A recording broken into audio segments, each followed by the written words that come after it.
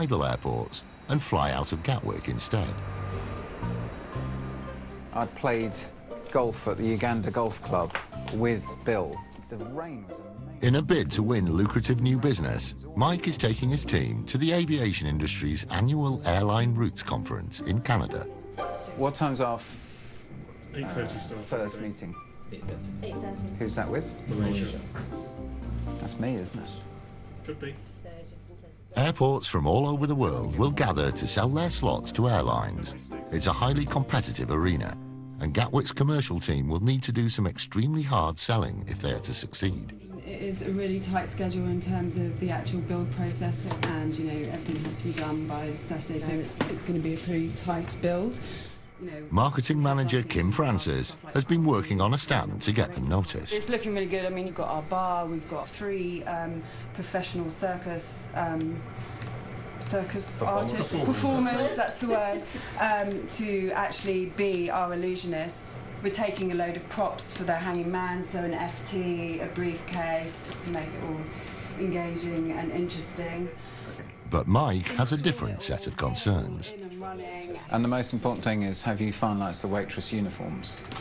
We've got several options for the waitress uniforms. We're recruiting staff out there, so I don't get to see them until, well, Friday night, 7 o'clock. They're coming to my hotel room. Anyone is welcome to join if they want to come along and see them. We're taking 4 different options, and we'll see how it looks when we see them on the Friday, and that's what they'll wear.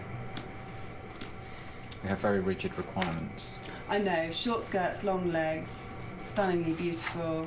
Okay, good.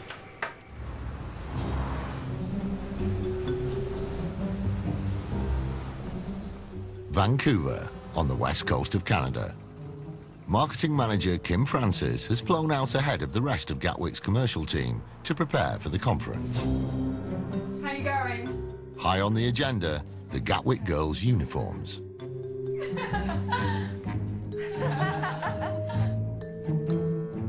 There are various options to choose from, but which is most likely to attract potential new airlines to the stand?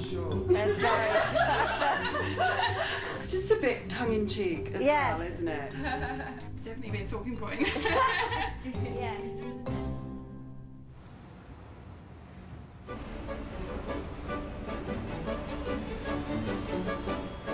For the next 3 days, the world's airlines will be keen to see what the new independent Gatwick Airport has to offer.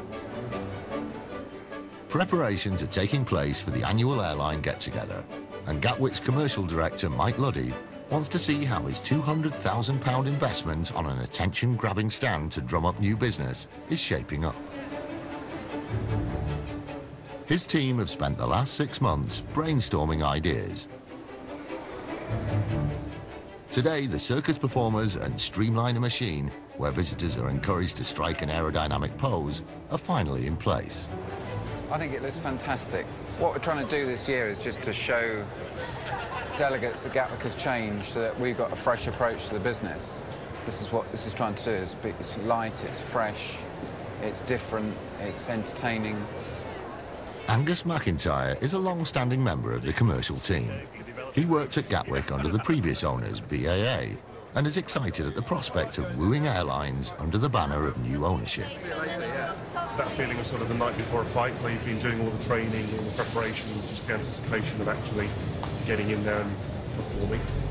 The trip is costing Gatwick hundreds of thousands of pounds, but there's no guarantee it will bear fruit. If they can't persuade new airlines to leave rival airports and fly out of Gatwick, then the new owners will have failed on their promise to massively increase passenger numbers. There's a lot at stake. Right. Let the serious work commence. I think so.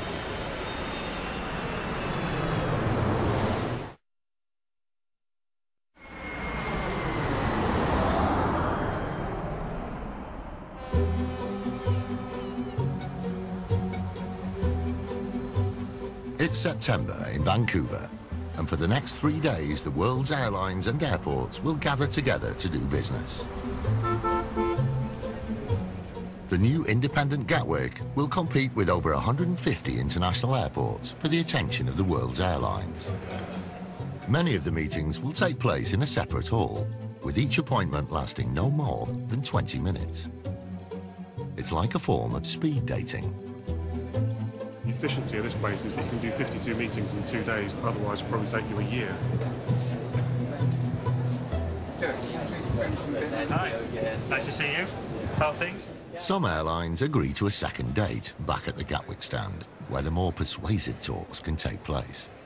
Gatwick's commercial director, Mike Luddy, is desperate to close a deal with Vietnam Airlines, which could be worth as much as £750,000 to Gatwick in its first year. So he's making full use of the stand's attractions to woo their representative, Tring. Vietnam, it's a real challenge. You know, this must be about the 5th meeting we've had. We had a meeting with the Deputy Prime Minister, just gradually, inch by inch, trying to get them over the line. How are you doing, Tim? Good, how are you? The Gatwick Girls are working hard to pull in the airline representatives too. As the number of visitors to their stand starts to dwindle, the Gatwick team go for broke, and it's out with the blue and in with the pink.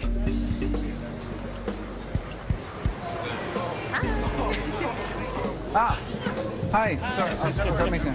How you doing?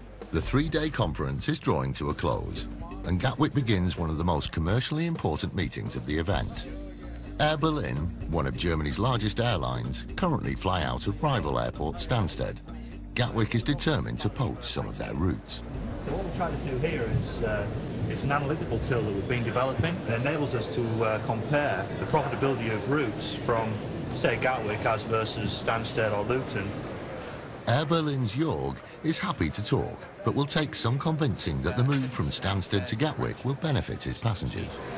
There are some people who got an emotional tie to Stansted, and some people are going to need some convincing, so we're just going to have to, you know, get our act together and make sure that we you know, make a very compelling case. There'll be a... sorry, the Hooters girls just gone past, so I just got distracted. Composure regained, Mike gets to work on selling Gatwick. So, I mean, you know how keen we are to get Air Berlin into Gatwick. We're spending $1.5 billion US dollars at the moment on the airport, so it's a good time to come to Gatwick. If Mike's team can bring Air Berlin on board, it could be worth up to £3 million a year to Gatwick. Where are you now in terms of decision-making on the Gatwick front? There are some people that prefer Stansted because their specific business is located there. Okay. So we need to familiarize the German public with the advantages of Gatwick. Our business region is probably one of the most vibrant business regions in the UK, and that could be a huge opportunity for you. Thank you. Gatwick have spent over £200,000, but in spite of scantily clad hostesses, circus performers and 3 days of speed dating, no new airlines have agreed to fly out of the airport. CEO Stuart Wingate has much work to do. The reality is the majority of deals will be closed outside of the routes conference. Our objective is to sign deals in the next 6 months.